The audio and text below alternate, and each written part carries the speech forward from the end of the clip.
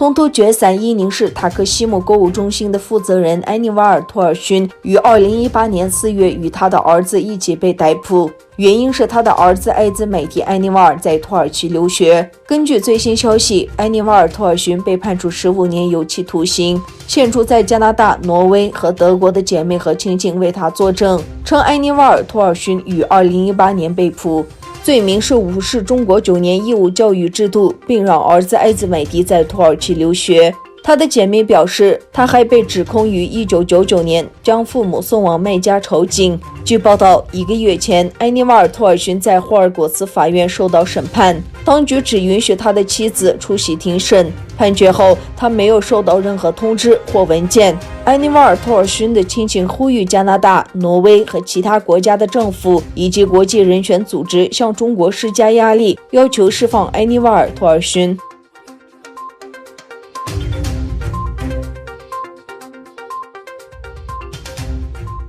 中国官方媒体报道，维吾尔自治区人大常委会原副秘书长安妮瓦尔·托尔逊严重违纪违法，被双开。针对安妮瓦尔·托尔逊的指控，包括对党不忠诚、不老实、拒不执行党中央重大决策部署、照标准为妻子大操大办婚礼，在工作调动、职务晋升等方面为他人谋利，利用职权将本人及其亲属应当个人支付的费用由他人报销，收受礼品、礼金，利用财务便利在项目承揽等方面为他人谋取利益，并收受财物，为谋取不正当利益送给他人财物。安妮瓦尔·托尔逊1966年5月出生于和田，1993年9月加入中国共产党，曾担任喀什市委副书记、市长、喀什地委统战部部长、自治区人大常委会秘书长等职务。报道指出，经自治区纪委常委会会议研究并报自治区党委批准，决定给予安妮瓦尔·托尔逊开除党籍处分，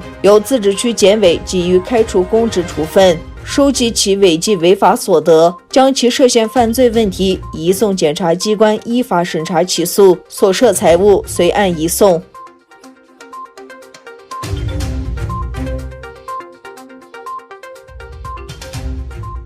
中国外交部发言人华春莹在首都北京举行的新闻发布会上，就中印两国旨在解决最近发生的紧张会谈进行了评估。发言人华春莹说，两国通过互相外交与军事渠道合理讨论了边境发生的相关事件，并已在这一问题上达成和解。他表示，目前双方按照相关和解，为降低边境地区的紧张而在采取合理的行动。印度官员们在5月初曾表示，中国军队分3路进入拉达克地区，并在此地建立帐篷和军事哨所。士兵们没有理会要求其离开地区的多次口头警告。中印两国长达3500公里的边境线大部分常引起两国之间的主权争论。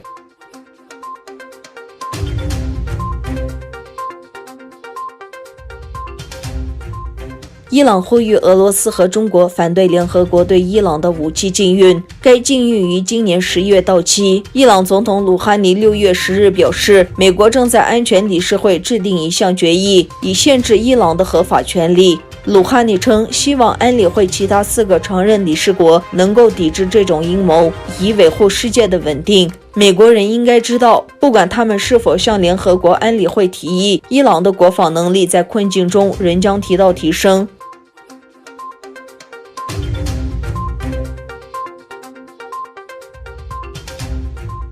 欧盟委员会星期三发布报告，指责中国和俄罗斯等国家在武汉病毒疫情期间散布虚假及误导性信息。报告指出，和某些第三国，特别是中国和俄罗斯，已经在欧盟、其周边地区和全球展开了有针对性的影响行动和虚假信息活动，试图破坏民主讨论，加剧社会两极分化，并在武汉病毒疫情背景下改善自身形象。这是欧盟曾首次将中国称为虚假消息来源。欧盟会负责价值观和透明度的副主席朱罗瓦在记者会上说，我相信如果有证据，我们应该毫不犹豫地透露。他警告说，不采取行动将非常危险。